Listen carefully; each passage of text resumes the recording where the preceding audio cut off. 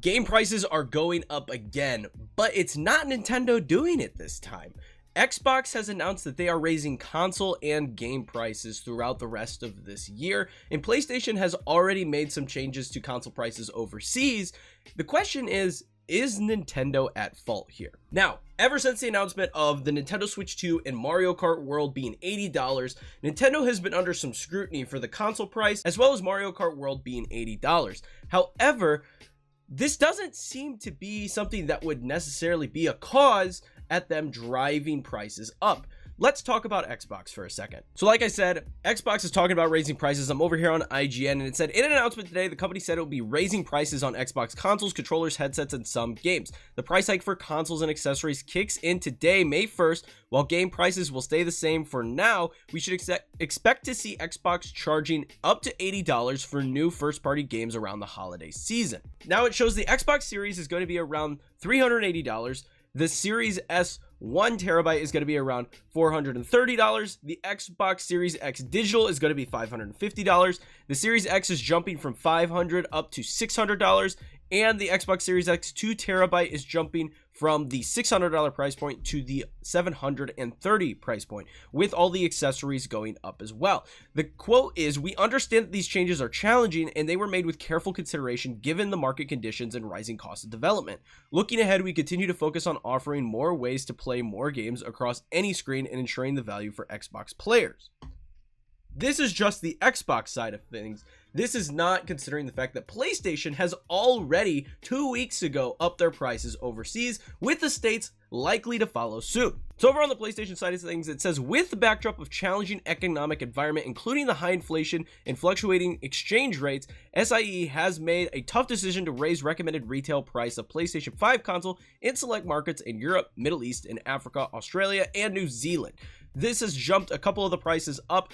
I don't know exactly what they were prior in the previous countries, but they all went up in price in the overseas areas, not yet in the US, but likely soon to follow in the United States in regards to price jumps. And this article is from 2 weeks ago on April 13th. So this is not new for PlayStation. Xbox announced today that this is happening. PlayStation has already started adjusting prices overseas, which again, the US is likely soon to follow. Now the question is this Nintendo's fault? Because they came out with the Switch 2 announcement and they said that Mario Kart World is going to be $80. They said Tears of the Kingdom on the new system is going to be $80. There's a handful of games that are going to be $80 on the new Nintendo Switch 2 system. Did this directly impact everything that is happening right now? I don't think so. First and foremost, let's think about this from a sales perspective, right? If Nintendo came out and said Mario Kart World is going to be $80 and this was going to impact the rest of the industry, would the rest of the industry not want to sit and wait to see if Nintendo actually was successful at this $80 price point? Would they not want to wait until Mario Kart World actually releases and they see sales numbers for Mario Kart World drop before adjusting all these prices? Would that not make more sense from a business perspective versus right now they are just simply upping the prices with no sales numbers from Mario Kart World? Mario Kart World could come out and flop and nobody bought that game, and the rest of the industry is adjusting their prices to 80 based on that. That doesn't make a lot of sense. So I can see why people would immediately point a finger at Nintendo, but I don't think it's Nintendo's fault.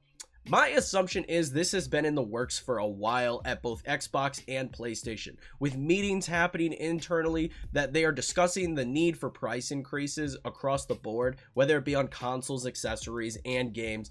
They just are talking about these things during meetings because of the economic situation of the world. And as a result of this, companies that work with Nintendo, mainly Xbox in this regard, who ports a lot of their games over, have talked to Nintendo about, hey, we're talking about bringing these games over to the Nintendo Switch, and these are the prices that we're looking to push them towards. And Nintendo took that information and went, okay, maybe we should also be matching these prices because that's the way the industry is heading. I don't think this was news to anybody at Nintendo that games were going to suddenly jump. I think they were acutely aware of this, and that is why prices are the way they are for the Nintendo Switch 2 games, because they have had these meetings with the other companies and the other developers that are porting their games over to the Nintendo Switch 2, and they know the price points that those games are going to be coming out at. And ultimately, it comes down to, is this worth it for the companies? And I think if you think about it from a business perspective and how Xbox has been losing as far as console sales and just in general game mind share. They are losing the console war, if you even want to call it that. I don't care about the console war, but as far as sales are concerned, as far as consoles go, Xbox is losing. They were even losing to the Nintendo Switch, which is an 8-year-old system. They have been losing in console sales up to this point, and even they are making the jump on console sales. So from a business perspective, they have looked at their numbers and their margins, and they've decided it is worth it for them as a business to increase prices on consoles. I don't think that has anything to do with Nintendo. I think that simply has to do with, are they making their money where they want to on their consoles, and where is the economic situation and the demand in the world for these consoles? Is that worth making the jump? And they have decided that yes, it is worth making that jump. If they wanted to stay ahead, they could have kept the prices low, but clearly the demand for those systems is worth it for them to up the price. Is it something we have to like? No, I'm totally on board with this sucks, and it's not something we have to enjoy, but clearly the numbers that Xbox is seeing on their side is supporting this. And I had an interesting conversation with my brother regarding this because of the fact that the game prices are going up, and he has been very vocal with me about the Nintendo Switch 2 and how he thinks Mario Kart World is not worth $80. And I, like I said in all of my videos, have kind of been on the side of it sucks, but games take more money to develop now, systems cost more, the prices are what they are, and I'm not that concerned about it.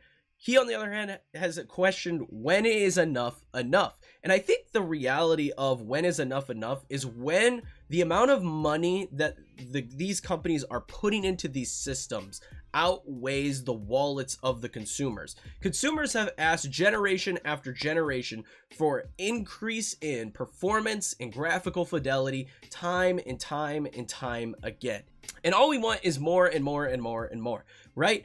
And that costs more money in the long run. That just costs more money. So as we continue to buy these new consoles that are slightly improved, like if you look at the jump from PlayStation 4 and Xbox One to the Xbox Series and the PlayStation 5, the graphical jump is not that significant. Like looking at The Last of Us Part 2 to games that we have now on the PS5, the jump is not that significant as far as graphical fidelity goes. So the question is, when do we stop buying these consoles that come out with minor jumps in performance and minor jumps in graphical fidelity? And with this last generation, we proved as consumers that we don't really care. We're just going to buy the new system. And that's just kind of the way things have gone. We bought the new systems, and now we are getting what we got. And I'm not saying that it's fair or it's fun, but the reality is the demand has been there for more powerful systems, and we continue to buy these systems with minimal improvements. And that has shown companies that they can charge what they charge, and demand is still there. Look at PC gaming. To buy a decent to good gaming PC, it costs double to triple what a standard console costs currently on the market to get a PC that performs at the fidelity and performance that we are looking for a lot of these games. And PC are the top as far as fidelity and performance in gaming. So we are willing to pay that for PCs, but we ask for that on consoles, and when prices go up, we get mad. The divide doesn't make a lot of sense to me personally. If you want the same performance that you can get on a PC on a console, you have to expect to start at some point paying the same price that you do for a PC for consoles. That's just kind of what makes sense in that regard. If you want that kind of power and performance, you're going to have to pay for more expensive equipment to put in the consoles that would then raise the price of the consoles.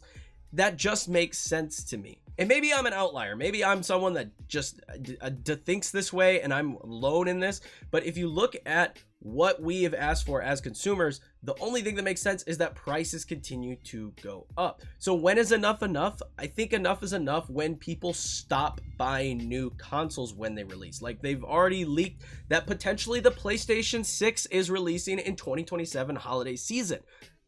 Do people upgrade their PlayStation 5 to a PlayStation 6? That is going to be a huge determining factor, and if prices continue to go up the way they do. Me personally, I'm good. I hardly play my PlayStation as it is. I have no interest in upgrading my PlayStation 5 at this time to a PlayStation 6. The idea of a PlayStation 6 already being on the horizon actually makes me sick to my stomach. I feel like I haven't even had time with my PlayStation 5, and there haven't been enough games on my PlayStation 5 for me to justify upgrading to a new system. So that's really what it comes down to, in my opinion, is enough is enough when we stop buying these new consoles that are coming out that don't necessarily provide us the upgrade and experience that we're looking for. Now, taking that back to Nintendo, I feel from the Nintendo Switch to the Nintendo Switch 2, there is a significant graphical and fidelity upgrade there that warrants the jump and upgrade for me personally. The jump from my $350 OLED Switch that I use every single day to the $450 Nintendo Switch 2 for the boost in 60 frames per second at 4K or 1080p handheld, that is a significant enough boost for me personally to justify buying that system. But again, that comes down to consumers. They have to ask themselves, is this jump in performance worth it to me? PlayStation 5 has said on the box that they are going to give us 8K. I don't know if there's a single game on PlayStation 5 that actually supports 8K. So again, it's those things. Are we going to continue supporting these systems that say they can do these things but don't do these things? I think that's the real question that all of these price hikes are actually bringing up. Those are the questions that we have to address with these price hikes, because clearly the demand justifies them upping the prices. The demand and the purchasing of the games is justifying the price hikes, and until we stop buying them, that is going to continue. And I don't think that's on Nintendo. I think Nintendo just was aware of the situation long before the rest of us were, and they were willing to get out in front of it because of the Nintendo Switch 2 announcement. They were willing to get out in front of it and take the heat, and now they are taking more heat because people are just blaming them, and I don't think it's their fault. So let me know your thoughts in the comments below. This was kind of a real ranty video, but it's something I wanted to talk about because I find it to be so interesting to see people's reactions to the price hikes. To me, the writing has been on the wall. I mean, even look at GameStop. Let me find it. Xbox made this tweet 2 weeks ago, and it said, "We used to lowball, now we just ball. PlayStation 5 Pro is $540 trade-in. Xbox Series X is $420 trade-in. PS5 is $360, and Xbox Series S is $240.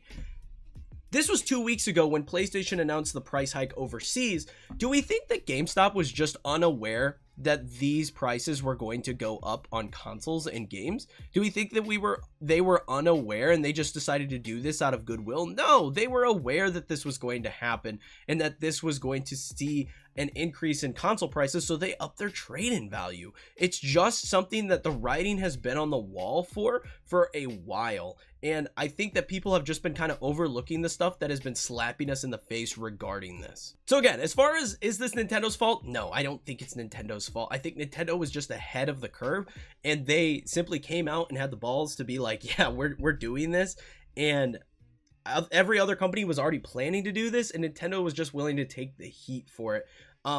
I think that's just the reality of it, but let me know your thoughts in the comments below. If anything, this makes Game Pass an even better deal in gaming. Like, Game Pass, I've said for a long time, is the best deal in gaming, and I think this furthers that point that Game Pass is the best deal in gaming because everything is going up. So those are my thoughts. Let me know what you guys think. Again, this was kind of a ranty video. I hope you all enjoyed the video, and if you did, leave a like and comment and subscribe for more Nintendo Switch 2 stuff from me in the future. But until next time, peace.